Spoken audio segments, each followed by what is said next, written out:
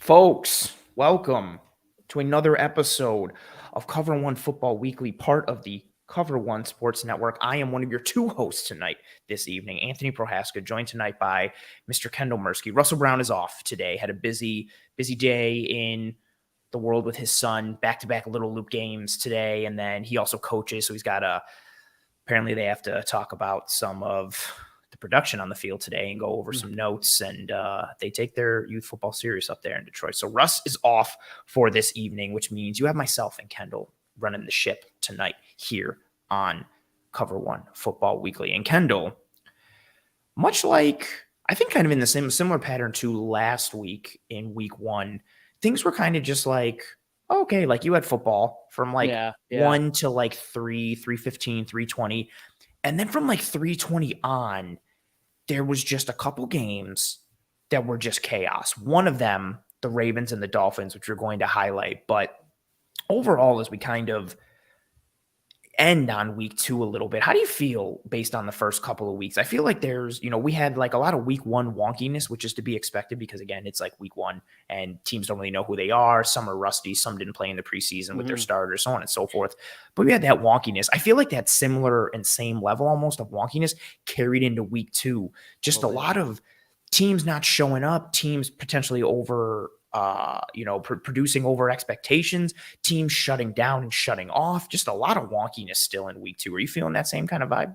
Yeah, definitely a lot of knocking the rust off. But I think one of my bigger takeaways is kind of just getting a better sample size from a lot of these teams. Because obviously after week one, everyone's coined the phrase like week one overreactions and all of that stuff. And, now that we have some more sample size with some of these teams, you learn like, okay, maybe the Broncos aren't that great. Maybe like the Cowboys are really going to struggle, but somehow stay afloat because of these core pieces that like you just learn a little bit more about each team as you keep stacking weeks on weeks. But I definitely agree with you. There's been a lot of rusty football for the most part, a lot of weird, like not being able to finish from a lot of teams, not being able to put teams away. Like that goes for multiple teams, not just the marquee Dolphins Ravens game that we want to talk about, but I mean, the Rams almost lit up their game to the Falcons. Shout out to the Falcons for being competitive in back-to-back weeks when Falcons are kind of fun. Just about everyone's wrote them off. And yeah, they are kind of fun. So yeah, just learning more about each team this week. That's really the nice part about continuing through the season, just learning more about each team and kind of building that Rolodex on what you know on that team. I think it's a good way to look at it. I think that's part of like the wonkiness as you come into like week two is like based on, week one. And, Sal coming through with a comment already saying a lot of average teams in the AFC, the Pats, the Jets, the Browns, the Broncos, the Ravens, Dolphins, Cincinnati.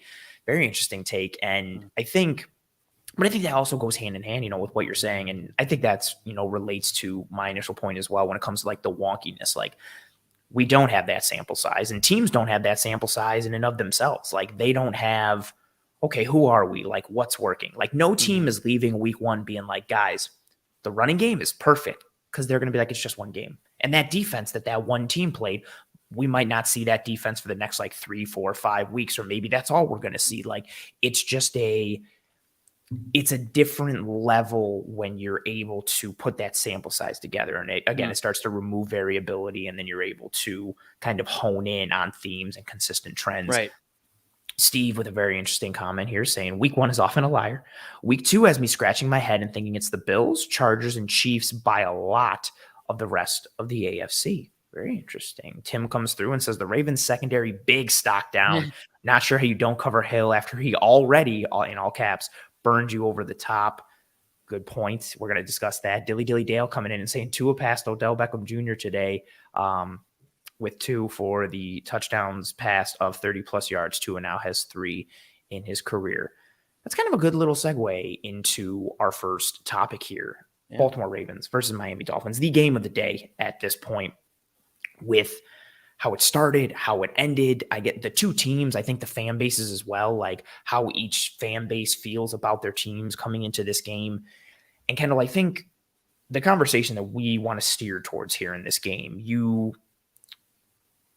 you had a performance by Baltimore that you can never, say never in the NFL and act like a team is written off. But we had performances from several pieces of the Ravens team in this game that made it seem like the nail was in this coffin. Things were Yeah. not working for Miami, whether it was Baltimore up 28-7 or Baltimore up 35-14. Especially after that big Lamar run, it just seemed like things were not done and dusted, but like it would be hard for Miami. And then a wild fourth quarter. The Dolphins win this game 42-38. But we're sitting here after this game looking at these two teams because you can never have one without the other. If some team made a miraculous comeback, that means some other team choked or shut off. And there's that ratio, that balance, that, tipping of the scales. When you're looking at this game between the Baltimore Ravens and the Miami Dolphins, with the Dolphins coming back and winning this game, who do you think this game says more about? Are you coming away from this game thinking this game says more about the Miami Dolphins, or are you thinking it says more about the Baltimore Ravens? Personally, I think it says a little bit more about the Ravens. Okay. And I think it stems from the type of team they are and how dominant they should be when they have a lead because of their ground attack and their ability to bleed out the clock. I'm pretty sure they had like a 10-minute drive in the second quarter, or maybe it was the first quarter. But either way, like playing with a lead seems like something that should be comfortable for them and something that should kind of thrust them to victory. But it just wasn't. I mean, at the end of the day, it's a little bit of both. I think it says a lot about both teams. I mean, first off, the Dolphins having the firepower in terms of personnel and the scheme to maximize those weapons and get the most out of them and actually do something with it, give themselves a chance to win in comeback scenarios. And it kind of proves to us as fans and, the Finns fan base and everyone around the league that the Dolphins can come back. Like they have the ability to come back in games. Their offense schematically and personnel wise, they have the horses in the stable to do it. But that being said, I mean, going back to the Ravens, like I said, seems like it makes sense for them game script wise. When they're ahead, they should win ball games, especially when they're ahead that much. But they just didn't do themselves any favors. Knowing the speed that the Dolphins have on offense now with Waddle and Hill, you shouldn't be taking risks on defense, and coverage on the back end should be predicated on keeping things in front of you, making sure that the offense, if they're going to score, make them do it methodically, make them take time off the clock. Don't let them get these quick, like 60-yard deep shot explosive plays for touchdowns. The Ravens did none of that. They just deviated from what most teams do when they have a lead, and they just absolutely folded. So it's very telling on both sides. I don't want to take anything away from the Dolphins, but I think there is a lot to be said about how the Ravens went about trying to salt this game away. I think that's a very fair point, and I'm very torn on this, which is part of the reason why I wanted to make this a topic so we could talk through it and I could see if I'm crazy. I'm very selfish. You can't have one without the other. And I think you have to give credit to Coach McDaniel and Tua and that Miami offense and the Miami defense as well for getting stops, getting the ball back to the offense and making this comeback happen. I've been, for all the jokes, and I really haven't done a ton, -1 today on Twitter. I don't think Tua's awful. And I've said this before this game. Now, I think if you're juxtaposing him with Justin Herbert and a lot of the other quarterbacks that are crushing it, you're going to look at Tua and immediately see the deficiencies. You're immediately going to see the areas in which he lacks and the vulnerabilities that the deficiencies in his game create for this Miami offense. And I think that's very fair. But I maintain that I think he's better than people think. And now how good that makes him, we're going to find out. But then adding the pieces around him with Tyreek Hill and Jalen Waddle and Mike Gesicki's a good receiving tight end. I thought the addition of Cedric Wilson was an interesting third wide receiver piece. And then you've got the running backfield with, if Mostert's healthy, Mostert and Chase Edmonds are a cool 1-2 combo. And that's an interesting punch. Like there's these good supporting pieces around him. You have to see what the offensive line is going to be. They add Teron Armstead and how healthy can he be and how do the other pieces come together? You've had some rough reps from them up front.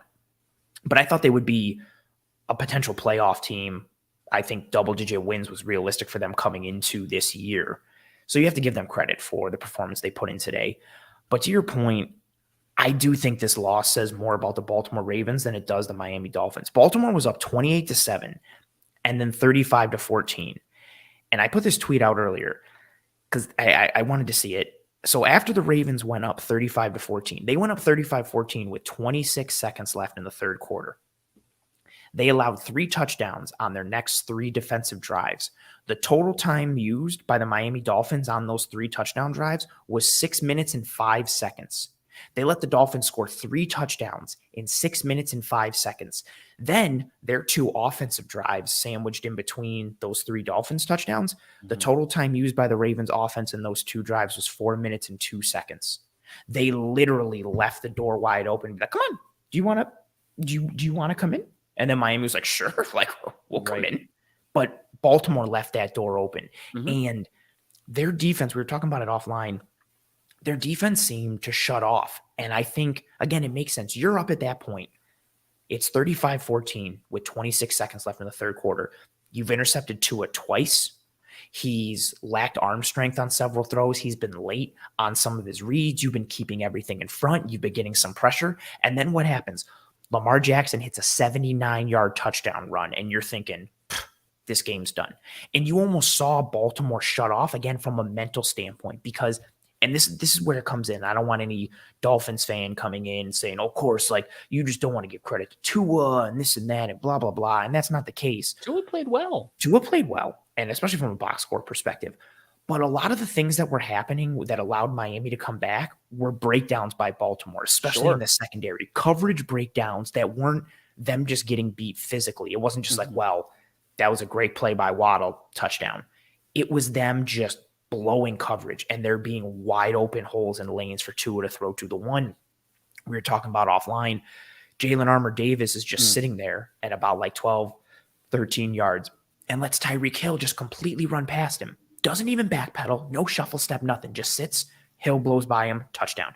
And then after that play, Kyle Hamilton and Marcus Williams, I don't want to say arguing because it makes it seem like they were like fighting, but they were both discussing, like, you could see Williams came over and told him something, and then Kyle Williams said something back, and it looked like just your basic, no, I thought we were playing this coverage. Oh, like, you were supposed to be there. No one's supposed to be there. I thought this was the coverage. Either way, you saw that Jalen Armour-Davis thought he had help over the top, and then there was a discussion between Hamilton and Marcus Williams. And you saw that on that play, but then others from that Baltimore defense, and you just saw blown assignments, blown coverages, miscommunication. I think between how the Baltimore defense had played to that point, combined with the emotional high of that Lamar Jackson touchdown run on that QB power 79-yard house call, I think they thought they had this game in the bag. And it takes 2 to tango. You know, they left that door open. Miami 1,000% walked through it and won this game. But I lean more towards saying that Baltimore shut off. And I think it was just because of the moment, because of the emotion. And then you look at after that, miscommunications, the coverage breakdowns, there were just gaps left and right in their coverage that you weren't seeing earlier in the game. And I don't think Miami was necessarily doing anything different. No, like, again, same offense. Like, but again, credit to them. They executed. But I think this says more about the Baltimore Ravens, you know, given I don't want to say any team had this game in the bag, but from a mental standpoint, it looked like things just clicked off and they were done. Yeah, no, I definitely agree with you. All of it being said, like, we don't want to take anything away from the Dolphins because, like you said, like, the door has to be open, the other team has to capitalize, the Dolphins capitalize, but I think without that door being open, are we even talking about this game? So I think the opportunity created at all is kind of the fact that it stems from that is why we're both blaming the Ravens more than we're rewarding the Dolphins. Yes. And I think that's something to, you know, measure and watch as we move forward with this Miami team, a team that I think their fan base has a lot of high hopes. And, you know, Tyreek Hill has a lot of high hopes, you know, because Tua is better than Patrick Mahomes in a lot of ways, according to Tyreek Hill. And it's something that I think is going to be interesting to track as we move forward, especially with, because you look at the Dolphin defense last week scores a touchdown for Miami. Miami beats New England 20-7, but Miami only puts up 13 points on offense. And then through 3 quarters of this game, basically, they had 14 points. So they had 27 points offensively through 6 quarters. And then all of a sudden you just get this crazy explosion with not a lot of changing. Maybe they're pushing the ball more vertically down the field because, again, time is of the essence. But I think this game does say more about Baltimore. Now you're this Baltimore Ravens team that you had your home opener. You had one in the bag in theory. You choked this one away in a division that we anticipate being some sort of dogfight. Now all the teams, well, 3 of the teams are 1-1. The Cincinnati Bengals lost today and decided to just ruin me in my survivor pool. So they are 0-2, but the Browns are 1-1. The Steelers are 1-1. The Ravens are 1-1. You got to be kicking yourself if you're Baltimore, because this AFC North is going to be a good division. You had a chance to gain a game on everyone. You give one away at home. And I thought a matchup kind of favored them as well, especially considering what Miami's defense did last year with all those cover zero blitzes and all those pressures in the games they ran up front. None of that in this game. Maybe that's because Brian Flores is not there. When I say maybe, I mean probably because Brian Flores is no longer there. Baltimore took advantage of it, and you have the chance to get J.K. Dobbins back over the next couple of weeks. You're getting healthier on the offensive line. All these pieces start to come back. You could have started out 2-0. You're trying to fight for a potential 1 seed in this AFC, or at least, a top 2 seed, maybe even top 3 at worst, with how the AFC West potentially eats each other. And you're coming out of this game. Yeah, again, credit to Miami. They play well. But I think it's worth noting, again, from both of us, that if you're looking at the biggest takeaway from this game, I think it says more about the Baltimore Ravens that they gave this game away. Credit to Miami for taking it, but Baltimore gave this game away. Move on to our second topic in this episode, which no pithy title or anything clever. And not that the first one was either. It was just Baltimore Ravens versus Miami Dolphins. What's wrong with the Indianapolis Colts? This team that you come into this year and you're looking at the AFC South. Titans lose A.J. Brown. Derrick Henry's coming off of injury. Harold Landry goes down, who played such a pivotal role for that Titans defense from a pass rush perspective, and with their simulated pressure looks as well, with his ability to drop into coverage and be functional as an edge player in coverage. You look at the Jacksonville Jaguars, who have a new head coach, also kind of like still in that rebuild after taking Trevor Lawrence last year. Nobody knows what the Texans are going to be. And you're the Colts, and you open up in Houston and then in Jacksonville against, in theory, 2 of the inferior teams in your division. Yes, definitely inferior in your division, but also 2 of the worst teams in the AFC, maybe even in the NFL, teams that if the Texans or Jags each had a top 5 pick, I don't think anybody would be surprised. No. And you come in with, on paper, the best roster in the division, a very good coaching staff headed by Frank Reich, someone who you and I both respect, especially after how we just beat the brakes off the Bills with this game plan last year. A really good guy at scheming things up, coming out with his first script and then adjusting in the moment. And here we are sitting with the Indianapolis Colts at 0-2. And I think that's something worth talking about because their path to a division title seemed relatively easy, and it still could be. We're only 2 weeks in, but they look very dysfunctional, especially on the offensive side of the ball. But this does not look like a playoff team at all. Again, it's very early. We'll see them potentially hit their stride. They didn't start out great last year, but man, like what? We've seen 2 games now, and especially this one today that was an absolute dud. They get shut out in Jacksonville. What's wrong with the Indianapolis Colts? Well, I think it's a couple things. I do want to give some credit to the Jags, and I'll work back to that. I do think the Jags played a good game, and they played pretty well last week as well against the Commanders, but I'll jump back to that and focus on the Colts first. They very easily could have won that game last week against the Commanders. Exactly. If it wasn't for Jahan Dotson.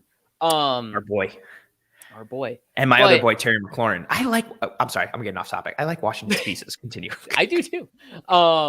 So I think a big thing for the Colts specifically, I think a big thing is one game script. I think they're a team that's built around Jonathan Taylor and that offensive line, and that they want to impose their will with the ground attack. And if they get behind early and they don't get a fast start, you're minimizing the opportunities you can give to Jonathan Taylor to salt away games in the second half and just pound defenses. So you don't want to put the ball in Matt Ryan's hands and just completely air it out for 50 times? That's not what you want to do if you're the Indianapolis? No. And I know he didn't even this game too, which is, I mean, that speaks more to the offensive inefficiencies and how quickly they got off the field. Like if they could get a couple more first downs in this game, he probably would have thrown the ball 40 to 50 times. But they were just so inefficient that he couldn't even get those volume numbers. But I think it stems from the inability to start early and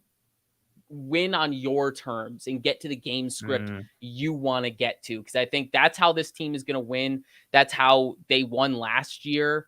Obviously, they had a passing attack still. Not having Michael Pittman in this game was probably massive. Oh, yeah. But I still think game script is a big part of it. Secondly, I think they really miss Matt Eberflus.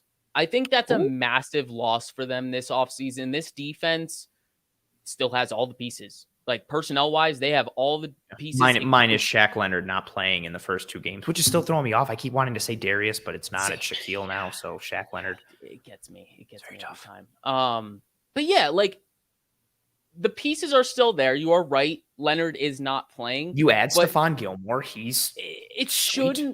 It shouldn't do that much to you defensively and put you back that much and create that much of a setback. But it goes hand in hand with the game script thing. If you can't stop offenses, then you're getting behind early and they're forcing you to pass the ball. So that's kind of the issue here. And obviously we know what Matt Ryan is at this point. I mean, he used to be a guy that could run the ball, not necessarily known for running the ball, but he's definitely lost mobility.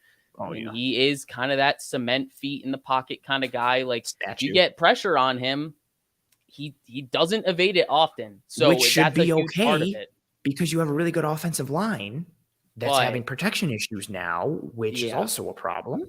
It seems like they've gotten into this groove where they're the aggressors and they need to be the aggressors in the run game. And if they're not, if they're kind of, getting back into pass sets, they kind of get overbeaten in that way. But I think a lot of it stems from game script and not winning on defense early in games. But I want to go back to the Jags here because I do think the Jags are a part of this. The fact that the Jags kept getting the Colts behind schedule. They kept winning on early downs and forcing the Colts into situations where Matt Ryan had to pass on obvious third downs or even on second downs when they had to pass. Things like that, it's going to go against that game script like I was talking about. It's that symbiotic relationship of game script and also how the opponent is dictating to that game script. So I think that's a big part of it. And then furthermore, I mean, the Jags, they look a lot better on offense. And I think a lot lot of it has to do with the purchased weapons this offseason, whether they overpaid or not. I mean, the purchased weapons help. We saw it with the Bills back during their rebuild, buying John Brown and Cole Beasley. I mean, granted, I think the Jags overpaid a little bit more relative to Christian Kirk and Zay Jones but they're still better than they were last year at that position. But they are better than they were last year at that position, and it is helping Trevor Lawrence. And on top of that, having some competency at your head coaching spot definitely helps. But I mean, Lawrence has looked good for back-to-back weeks now. He shows promise. He's gotten better in decision-making. And I think on top of that conversation about how the Colts defense isn't playing all that well, comes back to how is that opposing offense playing? And I think Lawrence looked very under control this week. So you got to tip your cap to the Jags a little bit, but the question is still valid. What is wrong with the Indianapolis Colts? And I think a lot of it stems from game script and failures on defense. I think it's fair. And I don't even know if there's necessarily one answer. I like where your head is at. I have mine as well. I also want to shout out the Jags. A couple other pieces too. Travis Etienne showed burst today. I think him and James Robinson are a cool pairing at running back with how they differ between one another. I'd like to see more split time between them. I think Robinson's getting a little too much time, but I love the idea. But I'm okay with that because I think James Robinson is fantastic. Oh, and I don't know if it's his story or his fantasy value and how just unexpected he was, but I like what he is. And then, but Etienne, to your point, like his burst, his speed, his athleticism. He had a play today where he broke a tackle and his toe just stepped out of bounds, but he shook off this broken tackle and stopped on the sideline and they kept going upfield for another 3 yards. And just the ankle flexion and the balance and the strength for him to pull that off. It was just it's just something that you don't see every day. And, you inject that into an offense with a quarterback that was kind of fulfilling a prophecy and a potentially better offensive line and Christian Kirk and Zay Jones and all these other pieces, regardless of what they spent. I think to your point, they are a better team than last year, maybe a potential better team than people think or realize. Yeah. For me, everything stems from focus on the offensive side of the ball. I think everything stems from their inability to protect Matt Ryan constantly today. It didn't matter if you were looking at one drive or a couple highlights. He was always having to move out of the pocket or step up. and not even just like step up to like navigate the pocket, like step up to be like, oh, do I got to run? Or like escape out the back door or the front door. Like It's almost like he had to step up to then also make another move to maneuver in the correct, pocket because there were correct, 2 different hurries. correct. He was under constant siege from that Jags defensive front, which has a good front. Bills fans know this. And Josh Allen, the Jags Josh Allen, is a very good edge player and And still Trayvon young in his Walker career. now. Boom, Trayvon Walker is, I think, a piece that, again, people I think thought Aiden Hutchinson, who we're going to talk about in this episode, should have been the number 1 pick because of the production and the technique. And Trayvon Walker was just kind of just like, well, he's just really athletic. So what? But he's forceful. He's impactful. He generates a lot of pressure just from being physical and violent at the point of attack. And he's a good run defender. So they've got some interesting pieces, let alone what they have at the linebacker spot now. And then in the secondary, what they've done in the draft. So they've added some pieces. But Ryan was just under constant siege again today, much like he has been at times, even going back to Atlanta when he struggled. It's because, and again, I don't think this is unique to him. When QBs get pressured, shock, they do worse. But go to your point there, when you were already a non-mobile quarterback up there in age, you were even less mobile than you were before when you were younger and in your prime, and you were still non-mobile. So if you can't let him sit back at the top of the spot, you can't let him get to that drop point and figure things out and diagnose. Everything from Matt Ryan that you want is his ability to recognize coverages and ID things pre-snap, be able to read things post-snap, adjust. He can do progression passing and hit in different windows. He can push the ball vertically. He can work in the intermediate. He can work underneath. But all of that stems from him having the time and being able to get to the top of his drop in the pocket and sit and read and analyze. And he's not having the time for that. And the Jags defense today had 5 sacks on the Indianapolis Colts.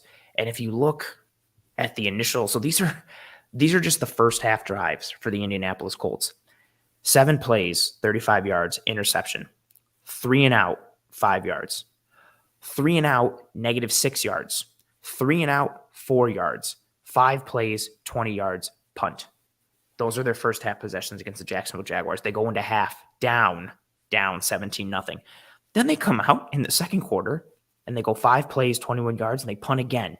And then they have a couple drives that end on downs. They have an interception. The game is kind of away at that point. They're just going for it nonstop on 4th down because the game script is crazy.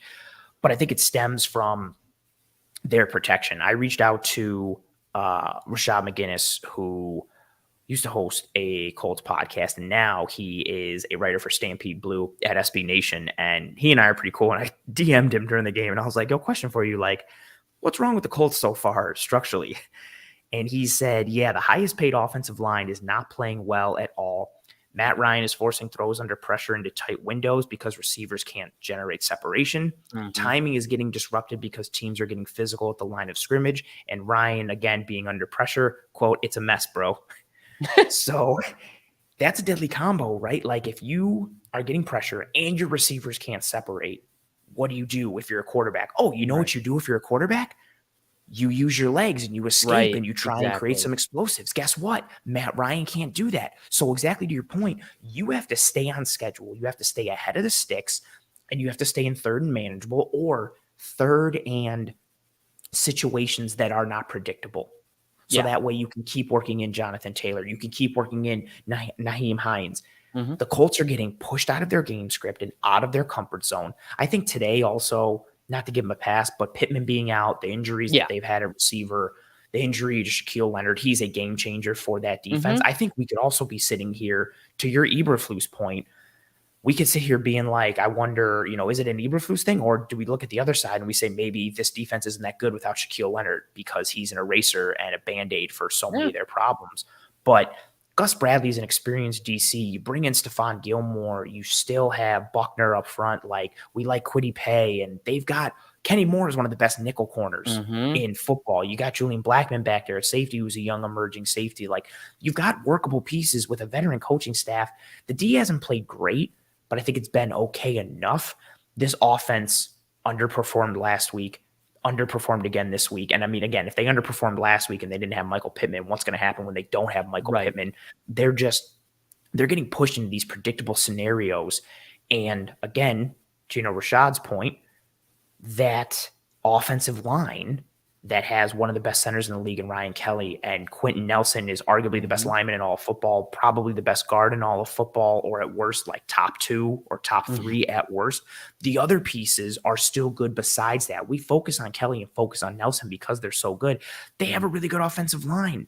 And Matt Ryan's not terrible. You've got all these pieces, but that line isn't doing their job. And again, I mentioned it. We talked about this last week on the show, and when I put a tweet out about it last week, if your quarterback is a statue quarterback, you're a traditional drop back QB, you can still win with that. Like, you just need to be on time. You need to be in rhythm. You need to be able to protect. That's hard to do. Literally everything has to be right. Correct. Everything has to, the protection, it has to hold up. The quarterback has to make the right read pre-snap. The receivers need to make the right read post-snap. So does the quarterback again. The right play call has to be called at the right time to go against what the defense is called there. And those are just some of them, let alone the multitude of things that have to click. Instead of just being like, whether it's Herbert or Allen or Mahomes, you lose the ability to play above the scheme. Boom. It's much easier if your quarterback can just be like, oh, pass rush, let me run and use my legs and scramble for 4 or 5 yards, or escape out of the pocket. We're playing sandlot football and we're running that scramble drill and I hit a 20-yarder downfield because I can create off script. That's such a huge part in today's NFL. The Colts don't have that piece. And if you can't protect Matt Ryan, I think that's, for me, where it all stems from. If they cannot protect Matt Ryan, which they should be able to, given the quality of this offensive line and how much money they've committed to it, and not even just from a financial perspective, they have a good old line they're not protecting. And if you're not protecting Matt Ryan, this offense is going to be dead in the water, let alone if you're also having game script issues, like you mentioned. And now, again, we're sitting there. Colts are 0-2. This is a team I think everybody and their mother predicted to win the AFC South. This was a team that I think people were looking at as a potential top 3 seed in the AFC just because of strength of schedule and what they looked like. Right. What's your faith in this team, whether it's the players or the coaching staff, to kind of course correct and maybe right the ship a little bit? Or do you think this is a sign of more to come for the Colts and things are just going to continue to be as is or get worse? I think they have all the potential in the world to right the ship. But it's really tough to believe in it given the sample we have and who they've lost to. Like you said, like the Texans and the Jags were among the lowest of the low in the league entering the season. And putting up the games they put up against them, it's really not, you don't have a lot of supportive evidence telling you, oh yeah, they're going to turn it around, aside from their roster and what you believe in Frank Reich. Like those are the prevailing reasons that I would argue to believe in this team turning it around and righting the ship. And I think they will. I mean, they're still on that bender from how last season ended, apparently. Yes. They got to turn it. They got to turn it around soon.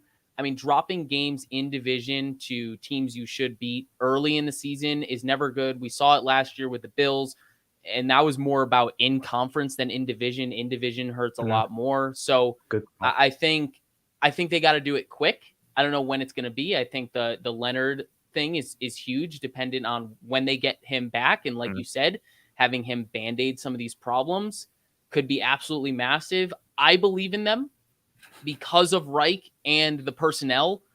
But man, like they got to do it quick because they're going to lose me quick if they don't do it in the next 1 or 2 weeks.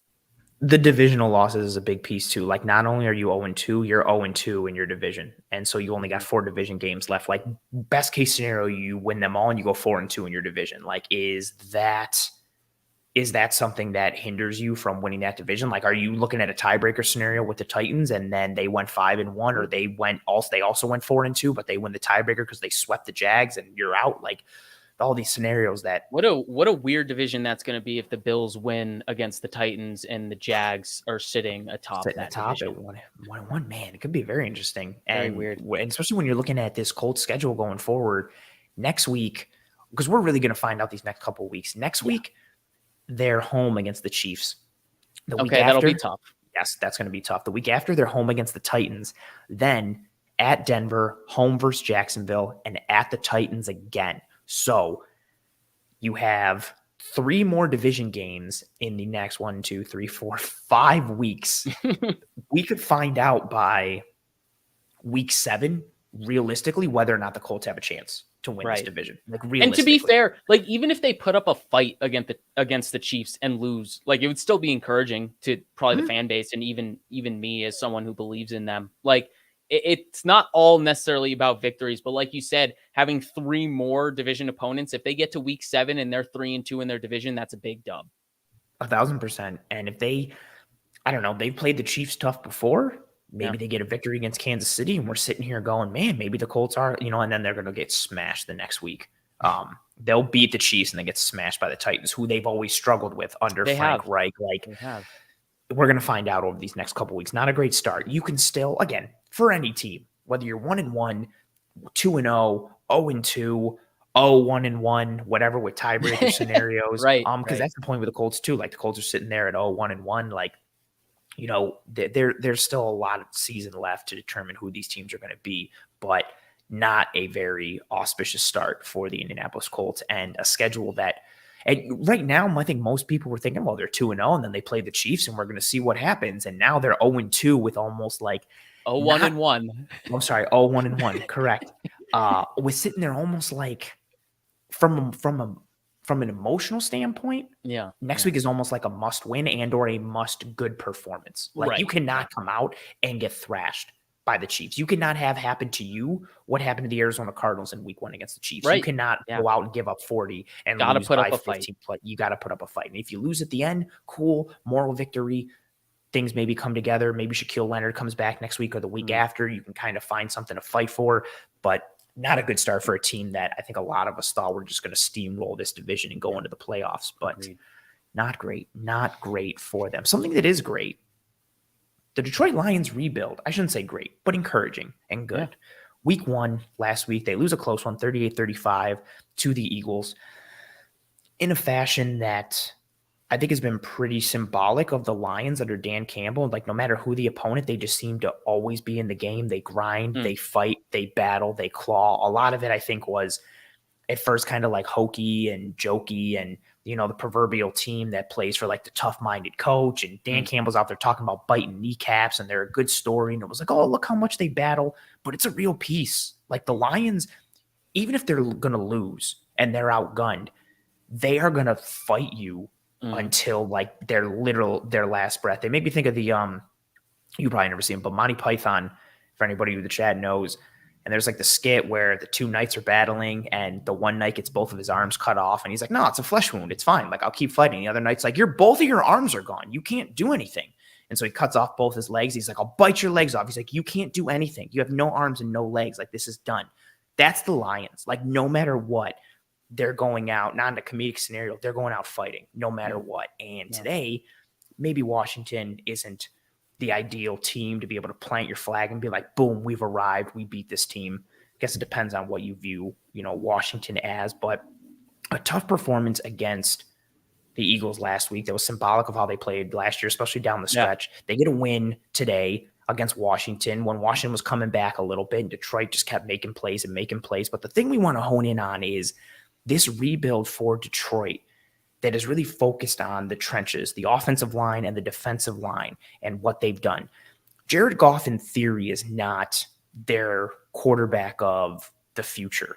But what's nice for what they've done is, by building through the trenches, the Lions have the making of a competitive team now, but then also one that could be set up for success in the future when they have their quarterback of the future, whether it's a free agent or they draft somebody.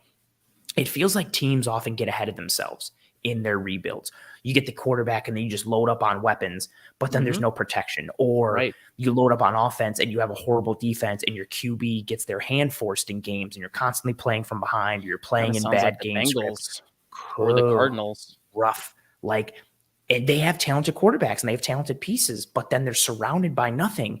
And it changes that team's development path, and especially that quarterback's development path. Whereas the Lions, it seems like they're really building a holistic team first that started from the trenches and it's worked its way out. So that way, seemingly, and again, in theory, once they plug the quarterback in, though they have those supporting pieces already in place, which again, having that team-minded approach now makes them competitive now, and then also sets them up for success in the future. They've got some really sexy, weapon pieces. DeAndre Swift, Amon-Ra St. Brown, which is looking like the greatest draft pick in the history of the Literally NFL. the And next probably coming. maybe already arrived. I think it's pretty. Yeah. I think you can say right now that Amon-Ra St. Brown is the greatest wide receiver to ever play football. At this point, all jokes aside, he's been very good. Mm-hmm. But it stems from building. We hear it all the time, the cliche, like games are won and lost in the trenches, defensive line, offensive line. That's where the Lions have honed in on this rebuild, and it makes them competitive every week, but then sets them up for success in the future. It's been a really nice thing to see. Yeah, I mean, we've talked about it before, especially when we talk about the Bills, like how the Bills have their issues with the offensive line. And I mean, that's really a as a unit, as a whole, five wide. It's rare. It's really not a thing you see around the league a lot. And that goes for defensive lines as well. But I think a lot of this is rooted with the culture and the philosophy that Dan Campbell is instilling. Which is a real thing. Like, I hate when people act like culture and team philosophy and that is like jokey and hokey or whatever. Granted, it doesn't take hold if you're losing, but it's real and it matters. And good culture matters. And so does bad culture. They seem to have a good one there. They sure do. And I think a lot of it is because of that philosophy of establishing physical dominance and grinding out games. And then also kind of the players buying into it. I don't know if that necessarily has to do with just the message itself or the fact that the message is coming from a lot of former NFL players. Or that they're all scared of Dan Campbell and they're afraid that he'll just destroy them if they don't buy in. There's a lot of former players on that coaching staff. And I think there's a little bit more validity when they speak those philosophies and they believe it and they buy into it a little bit more because they're like, oh, yeah, you've been through this. You know what it takes to win. You understand what it means to grind it out. And it's dudes who were successful. Aaron Glenn was a winner. Antoine Randall was a winner. Deuce Staley was a winner. These were dudes who were part of either championship winning teams or teams that competed for championships. So they hold value as players, exactly to your point. And I think I really liked how you put like the juxtaposition of how you may want to start your rebuild and find a place for a quarterback to come in and have it be likable compared to an uphill battle. And I think it's really interesting. While obviously this is a league that's trending towards the importance of skill positions and everyone's just trying to like chomp off the bit and try and get any skill position player you can and just keep loading up on those guys, the Lions really could be sitting here gaining a competitive advantage as they expose a market inefficiency. As everyone's going for these skill positions, they're like, no, let's build the trenches and we're going to make a situation where it's easy for that quarterback, like you said. And you also alluded to this. It's not like they don't have young skill position talent. You talked about Swift, talked about St. Brown. They also have Hawkinson, who's, I mean, an extension of that offensive line. So they have really attractive pieces and they're doing it the right way. I don't know if it's necessarily going to pay off immediately. I think it is going to take that quarterback of the future. But I got to say, what they're doing right now with an above competent bridge quarterback in Jared Goff, at first, I didn't think it made a lot of sense. Like, why are you paying this guy so much? Why are you keeping him around to just be mediocre? But I get it now. Like, you can really start to see the vision of what they're building from a culture standpoint and then also from a product standpoint on the field and personnel and scheme-wise. All of it, it's really coming together holistically. They've just put together, and you know what's funny, even with like today, like I was talking about their offensive line on Twitter, like I did last week as I was watching that game, and Jonah Jackson and Frank Ragnow didn't even play today, and like their backups still came in, like executed well. But when healthy, you're looking at a bona fide top 5 line in the NFL with a left tackle with Taylor Decker, left guard Jonah Jackson, Frank Ragnow, Logan Stenberg is probably like the worst, and he's still pretty good. And then you've got a young year 2 Penei Sewell at right tackle. Decker is a top 10 tackle in this league. Jonah Jackson is a really strong guard. Frank Ragnow, you can easily make the case that I think he's up there in the conversation with Kelly and Lindsley and Mitch Morse. Humphrey. Yeah, Creed Humphrey, our boy, for like the best centers in football. Like Ragnow is a stud and he's getting paid like it. You've got this really good offensive line, which again makes you competitive week in and week out, no matter what. Exactly. There were times today where is that floor. Sorry for interrupting, but that's what it does. It raises that floor for each week in, week out. Yes. no matter what, like you're going to have the ability to compete because your floor is raised. You're not going to get blown out. And again, that goes with what we've seen. The proof is in the pudding.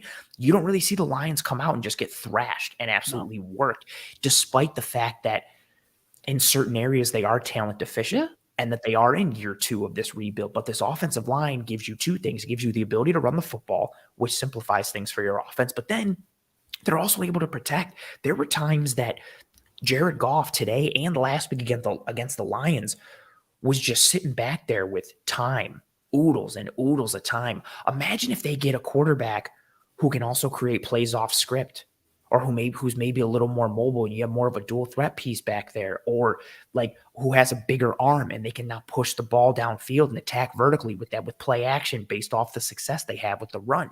Like their rebuild again has just worked out so well. And how many times, you mentioned, granted the Cardinals had some success with Kyler Murray, but you look at Trevor Lawrence last year, like where the Jags get the quarterback, like the chosen one quarterback, Right. but they don't have anything around them. And so then it's like, okay, then you come into year 2 and you're overspending for Christian Kirk and you're overspending for Zay Jones, because what do you need to do? You literally have to. You have to, because you have to reduce that variability, because you need to figure out like, okay, like, is this guy going to be our guy? Well, we gotta surround him with some B plus or A minus guys so we can figure out if he's the guy or not.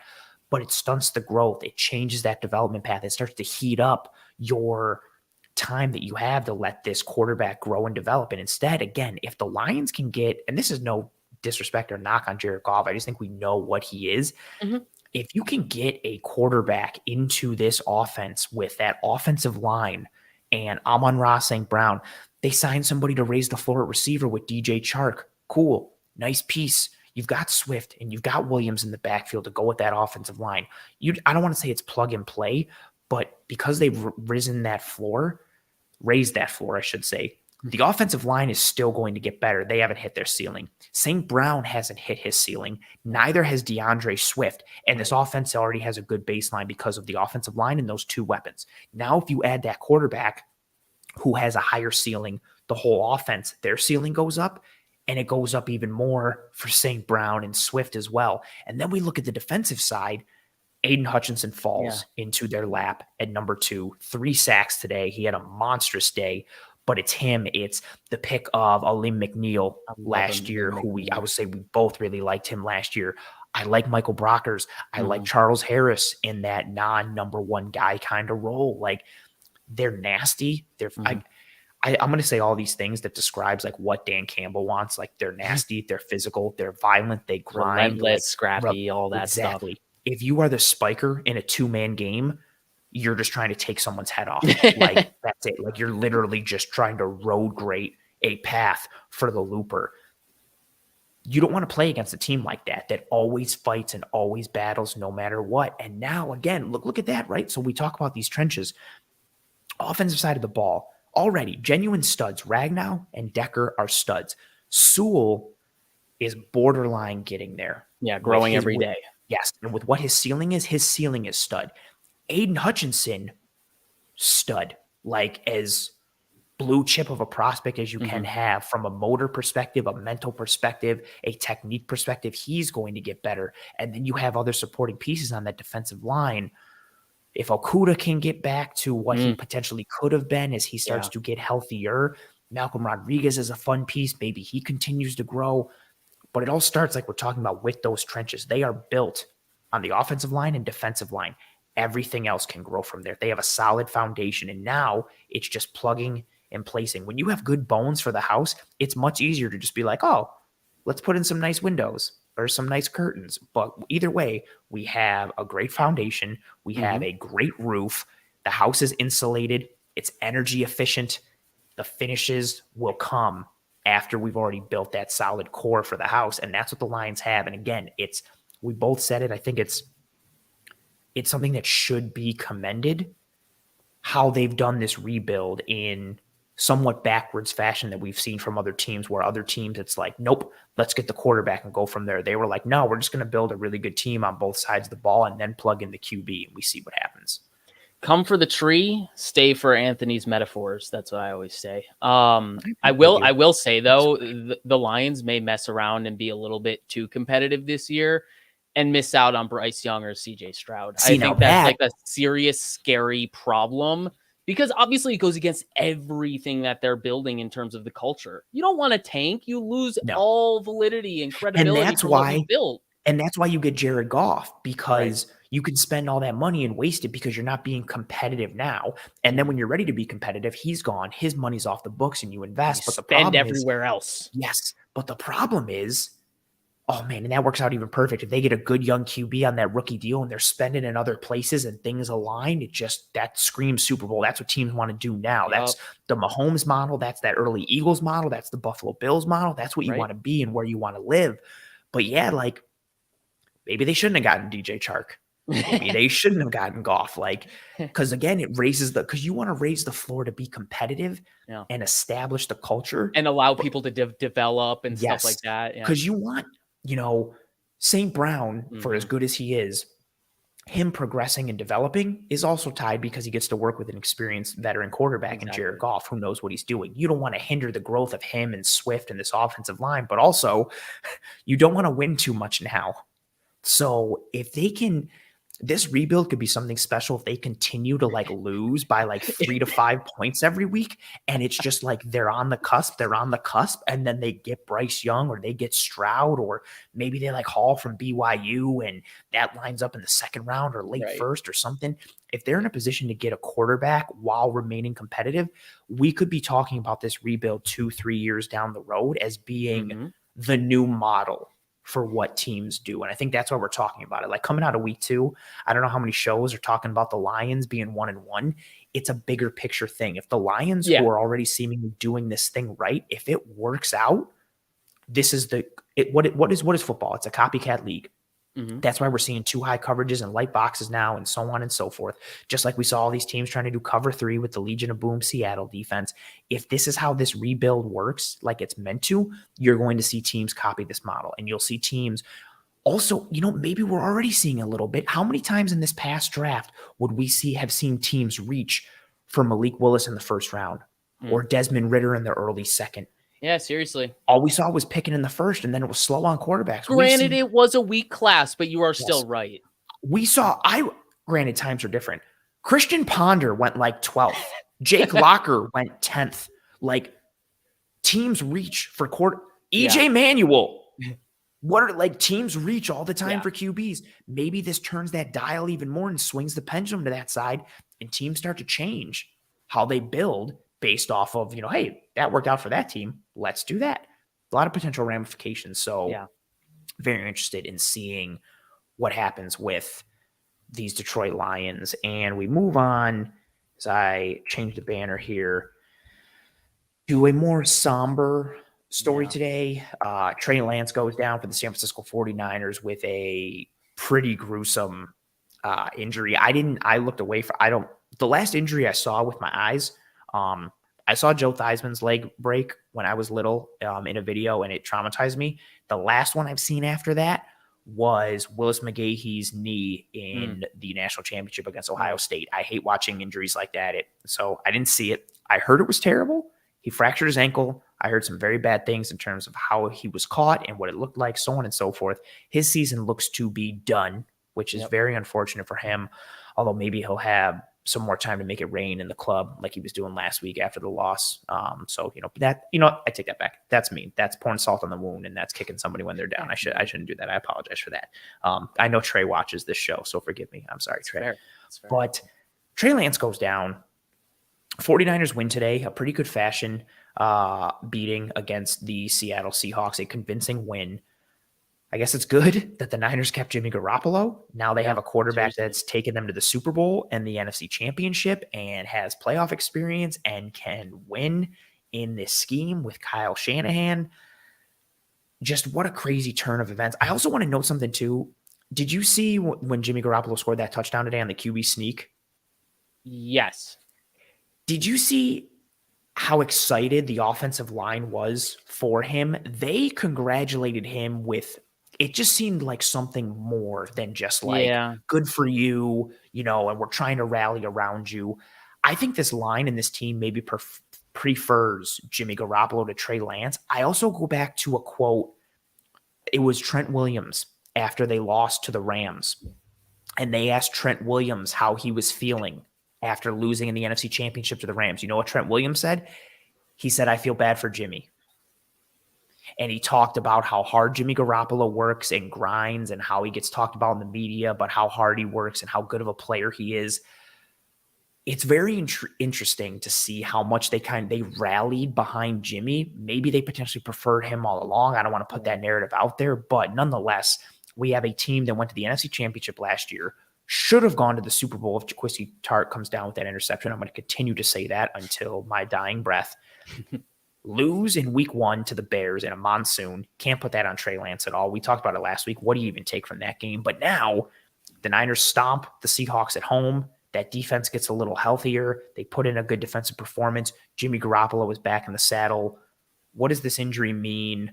Let's talk about it from two angles. What does it mean for this 49ers team now? And then what does it mean for Trey Lance's future?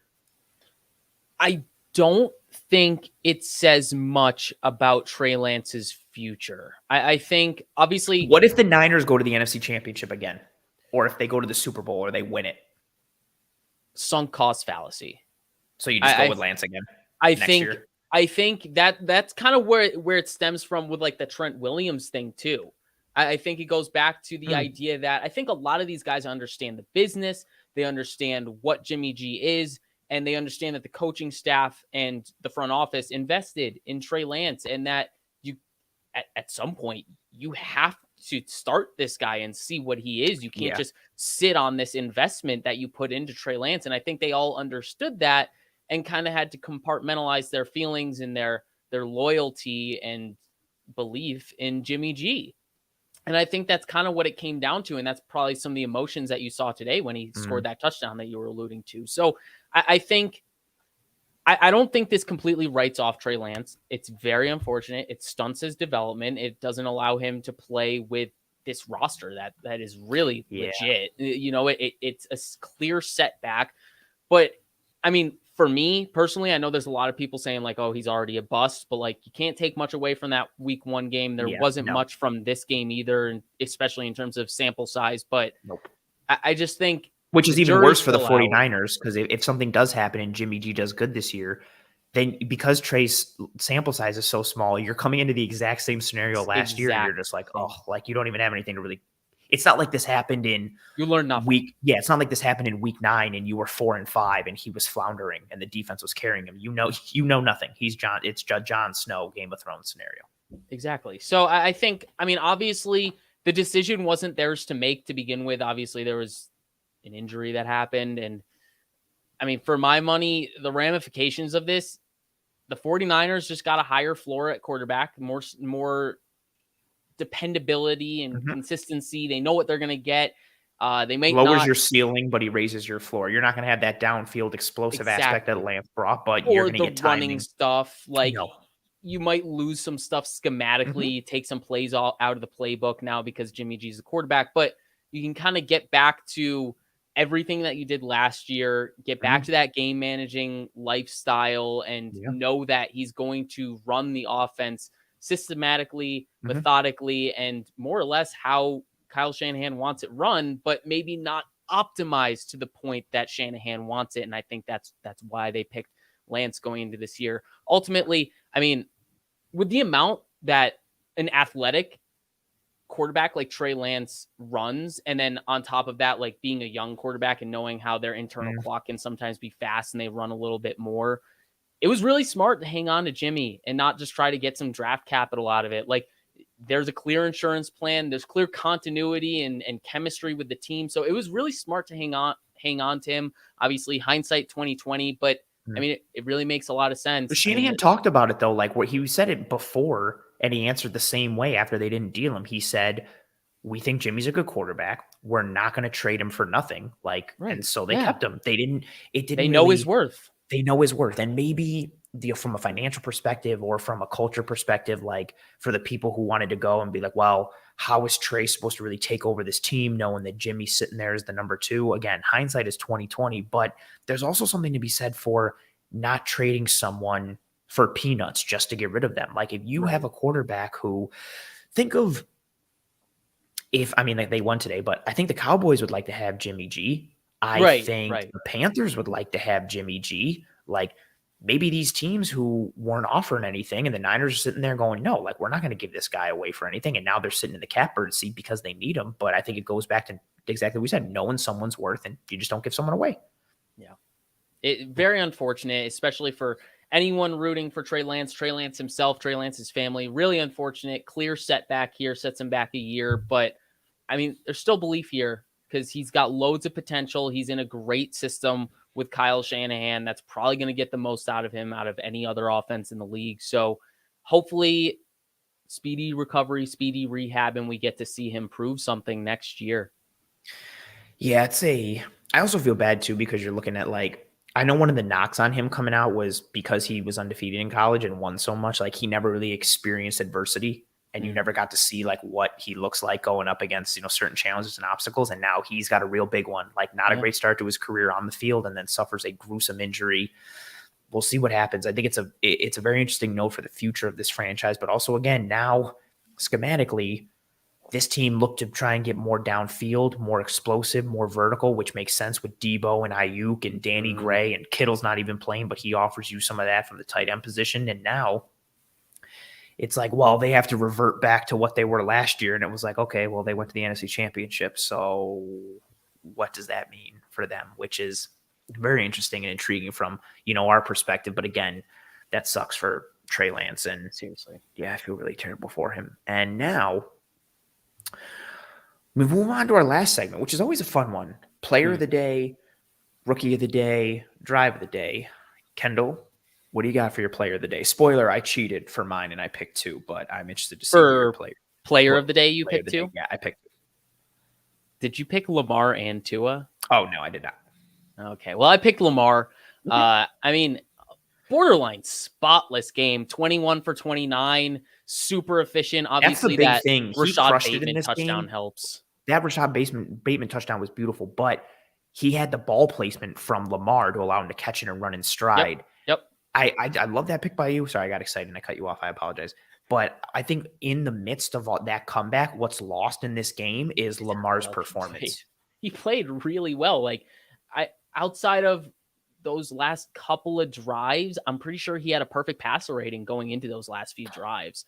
318 yards, 3 touchdowns. You talk about the ball placement, not only on the Bateman one, but there was a seam ball to Mark Andrews that left them on the 1 yard line. Yes. And then for all fantasy owners, they gave Andrews the touchdown. They ran it back. After. Yeah, I love that. That was great. I think a lot of teams are starting to do that now. They're like, oh, this guy deserved that touchdown. Let's give it to him. Let's draw up a play and manufacture. I always used to do that, especially as an Aaron Jones owner. Jones would take them down to the 1, and then the Packers would be like, cool, get out. AJ Dillon, come here. And I'd be like, no. Give the man what he deserves. He got you there. Just give him the 1 yard. But on top of the passing, too, with Lamar, obviously, he had that long touchdown run. He added 9 rushes for 119 yards and a touchdown. Wow. That's over 425 total yards and 4 total touchdowns. Just an absolutely great day, like you said, overshadowed by the loss and the blunders of the defense. I've said it multiple times this offseason, and I've gotten flack from different people in a variety of ways. I think I mentioned how Lamar's a better passer, and some people came at me and I don't said, understand why people don't see this. But here's how but it's funny, the conversation that arose, because some people came at me and said, no, he's actually a bad passer. Other people came at me and tried to tell me how awful Greg Roman is and that Lamar's a great passer, but Roman's holding him back. All these weird things that just because I showed a really good throw from Lamar and said some good things about him. But I think he's a better thrower than people give him credit for. He put on more muscle and mass coming into this year. Yeah. He looks like a thicker quarterback, which is good for him. I think you saw it a bit on that 79-yard run. Yes, you saw him almost caught a little bit, but he maintained. But again, if you're still fast enough to outrun everybody for 50 yards, even if he got tackled at the 10, that trade-off. Yeah, I would take it. He looks thicker, which is good for his longevity. But again, being able to add mass and not really lose too much speed, he's still got that burst. He's still quicker than a hiccup in that 10 to 20-yard range where he can outrun anybody. Yes, it's there. But he's a better passer than people give him credit for. And this Ravens team, ugly loss today. It sucks. But from an offensive perspective, and this is also something I mentioned in the offseason, Mark Andrews is the number one, and he's one of the best tight ends in football, and he gives you a lot of mismatch potential. Rashad Bateman is the number two, and I love Rashad Bateman. That's a cool 1-2 punch. So then when you're operating off of that and then combining that with how run heavy the Ravens are, how run diverse and unique their run game is with Lamar Jackson, also with J.K. Dobbins that they haven't even brought back yet. J.K. Dobbins to this point, An offensive line that's getting healthier, you can plug in that third and fourth receiver. Oh, cool. Is it Duvernay? Oh, cool. Is it Demarcus Robinson? Oh, cool. Is it whoever? Like, that's why I wasn't too concerned about the pieces. We'll see who they are going forward. But yeah, he crushed it. I hope today. Duvernay gets back from that injury. Really, really tough to see him go down. He's had a really solid start to the season. Had the kick return to start the game. Yeah, the kick return touchdown today. He had a couple touchdowns last week. He's somebody who I liked at Texas, and he's got speed and he's got juice. So shout out to him. Yeah, hope he comes back healthy. My player of the day, again, I cheated. I picked two. It's from that same game. I'm going with Tyreek Hill and Jalen Waddle.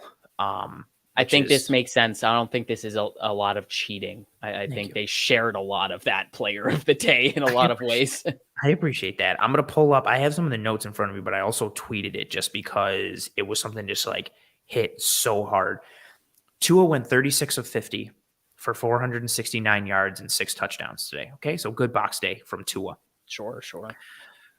Between Jalen Waddle and Tyreek Hill, they had 32 targets, 22 receptions out of those 36 completions for Tua, 361 yards out of that 469 yards for Tua, and 4 touchdowns out of those 6 touchdowns for Tua. Tyreek Hill had 13 targets, 11 catches, 190 yards, 2 touchdowns, and a long catch of 60 yards. Jalen Waddle had 19 targets, 11 catches, 171 yards, 2 touchdowns, and a long catch of 59.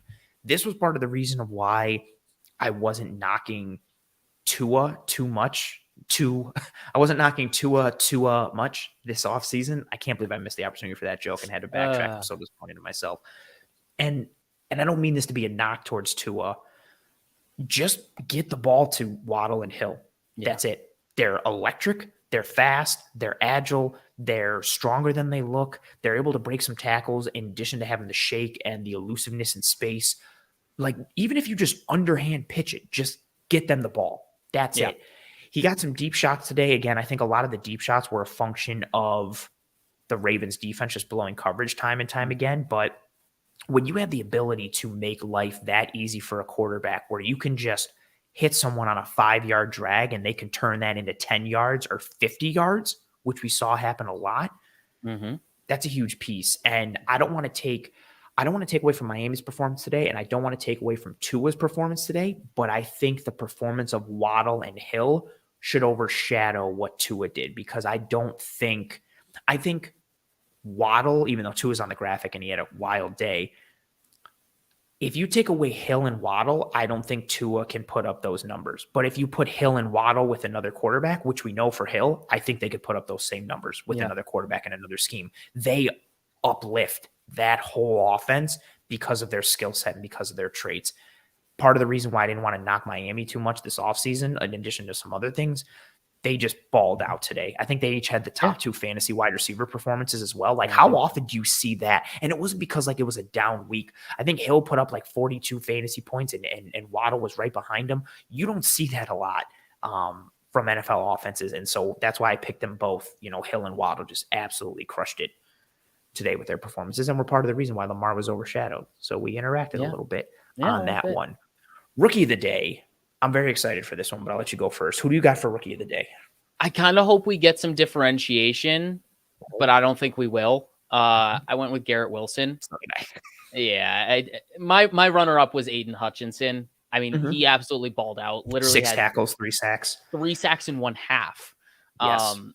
Absolutely balled out. But he did kind of get overshadowed by Garrett Wilson. Garrett Wilson had a nutty week, 8 receptions on 14 targets for 102 yards and 2 touchdowns, including the game-winning touchdown. Flacco just kept looking for him.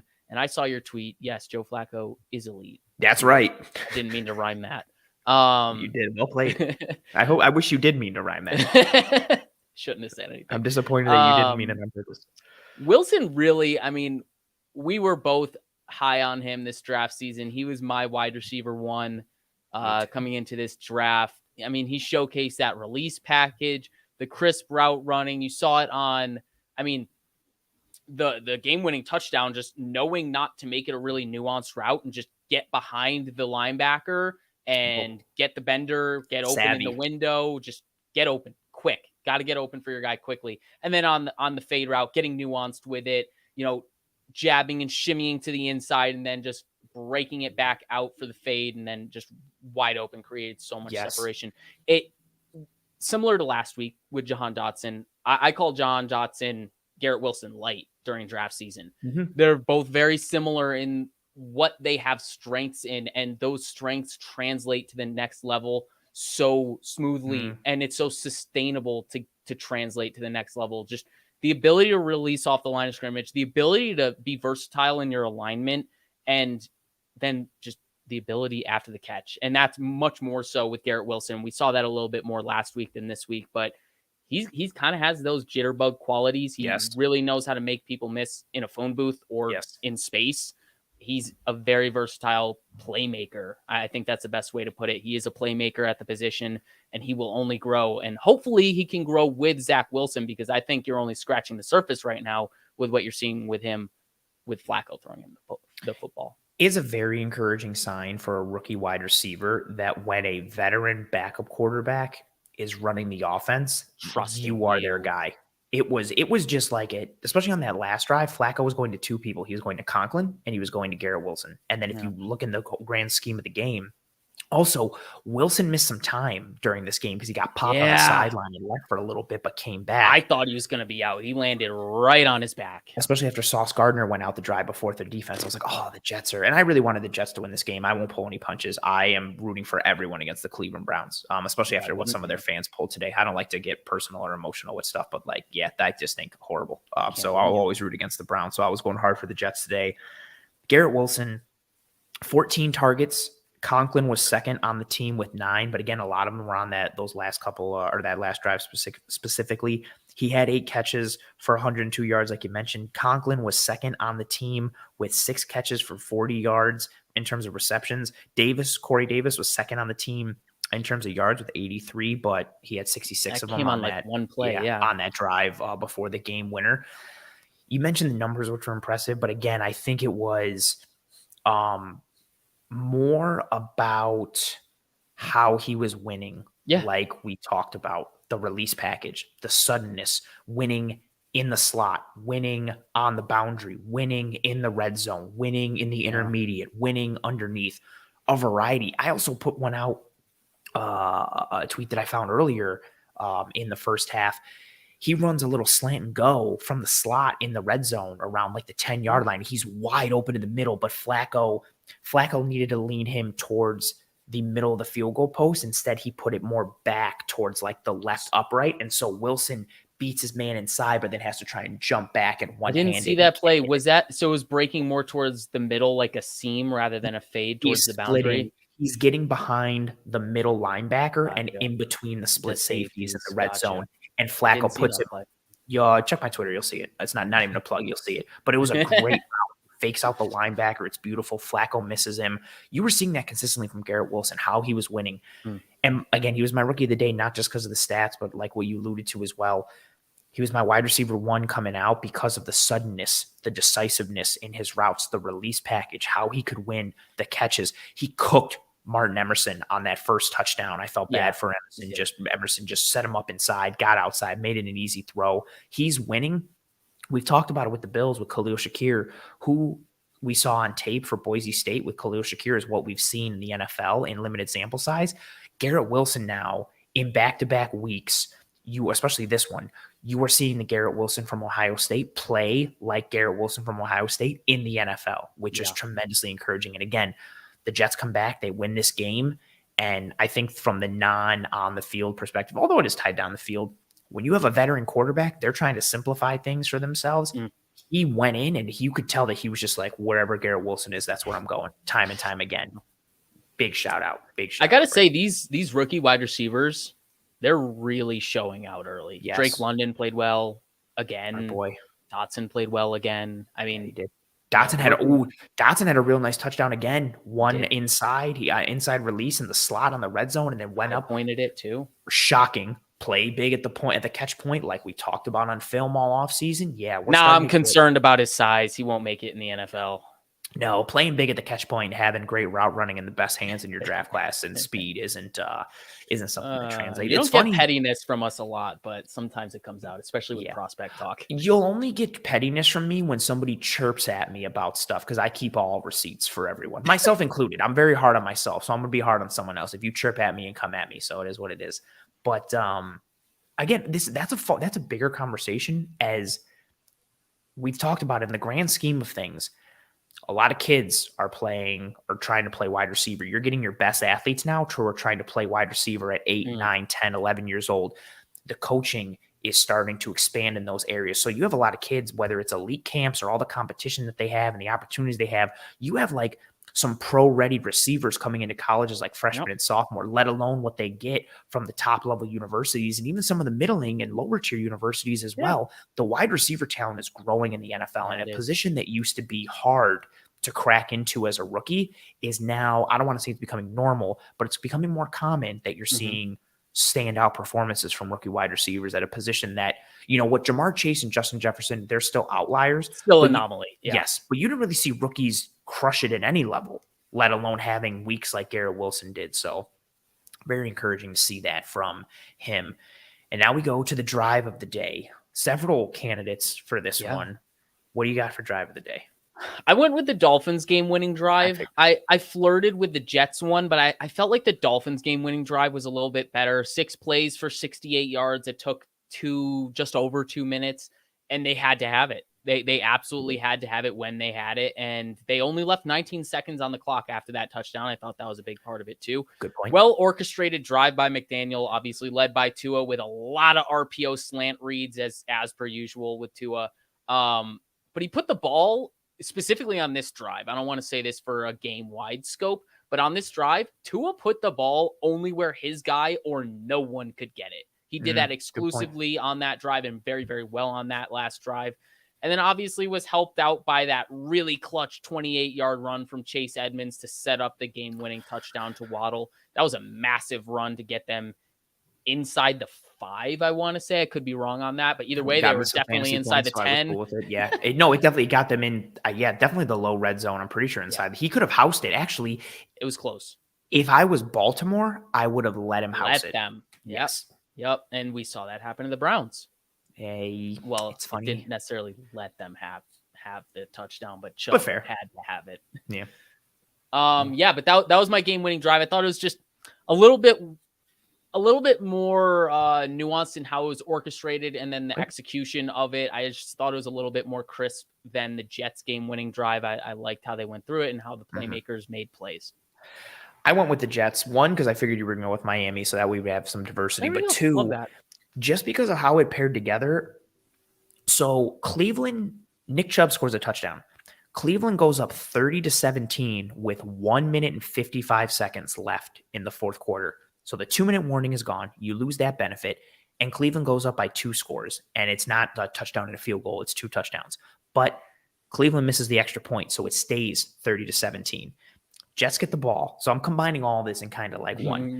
Cleveland goes up by 13 with 1 minute 55 left in the fourth quarter. The Jets get the ball. They go 2 plays, 75 yards to make it 30-24. That's the Flacco touchdown to Corey Davis, which was pure, similar to what happened with the Ravens, just more times. The Browns just seemingly shut off. And let Corey Davis run. Flacco just airmails it, and Corey Davis literally just sits and catches it. There's nobody on screen.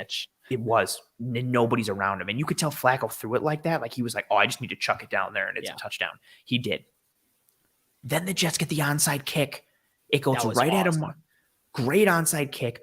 Amari Cooper could have moved and let that ball go out of bounds, I think. Instead, he kind of half plays it, kind of doesn't. I thought the Jets guy made a miraculous play. It was Michael Carter, the running back. Oh, that was Michael Carter that made that play? Who got I didn't realize piece of it. And then I forget who recovered it, but it was Michael Carter who got down on the hands team. I think he also, maybe got a piece of it that bounced it into the turf. But either way, regardless, Jets get the onside kick. They get the ball. They go 9 plays, 53 yards. in a 1 minute again, and they go up 31-30. Then they pick off Jacoby Brissett with 6 seconds left. They drop 9 into coverage, and Davis gets the interception. Salah's pumped. Davis. I combined all of that. Just anytime you get anything with an onside kick, for me, that's going to be like, and you win, that's the drive. That's because fair. nobody, I don't know if it's just because the probability of executing them are hard or it's not practiced enough or whatever. Onside kicks like never work. Yeah. Like for anyone, knock on wood, like the Titans are probably going to win tomorrow night on onside kick and we'll throw ourselves to this computer. But you just don't see it happen. It's so hard. You've got kickers out there trying to like lay the ball horizontally and kick it on the side. You've got some who try to stand it up straight and like kick the top and pound it into the turf and get it to bounce. Like there's no right way to do it. It's so hard. So anytime you get an onside kick, I feel like that has merit and it has to be talked about, let alone in that scenario. Like again, another team, the Browns go up 30-17. I am fairly positive a majority of Browns fans, even though they think they're cursed still, go in and they're like, oh, yes, we're 2-0, home opener. This is awesome. Let's go back to the tailgate and make more Deshaun Watson jokes and drink beer and yuck it up. And then out of nowhere, Corey Davis, Joe Flacco, onside kick, Joe Flacco again being elite. And how often are like, not how often, but it's also funny, like, Flacco and the Ravens used to just work the Browns, and now Flacco comes back with the Jets and gets like the win in Cleveland. So it's just like Flacco again, like just again, backup quarterback, down 13, under 2 minutes left in the fourth, 2 touchdowns plus an onside kick, game winner. The Jets fans in the stands were in disbelief. I think it's also because they're Jets fans and they don't expect to win, but it's also like that was a crazy win to pull out. They were literally in disbelief, like various Jets fans, not just one that they like honed in on. It was there was some dude in he had an Elijah Moore jersey on, and he was just like, and he shook like a couple Browns fans' hands. It was just like he was just, you could tell like he was just like, I don't know what to do. Like yeah, absolutely wild. I know it's the Jets and a lot of Bills fans hate the Jets, as you should.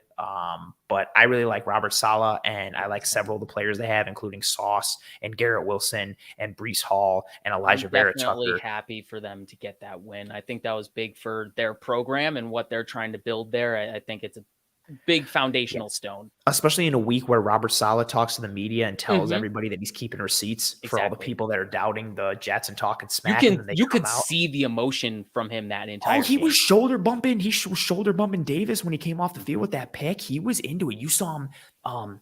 There was one earlier too where Michael Carter had a really good run and it got called back for holding that shouldn't have been a hold. And Saleh was in the ref's face, giving it to him.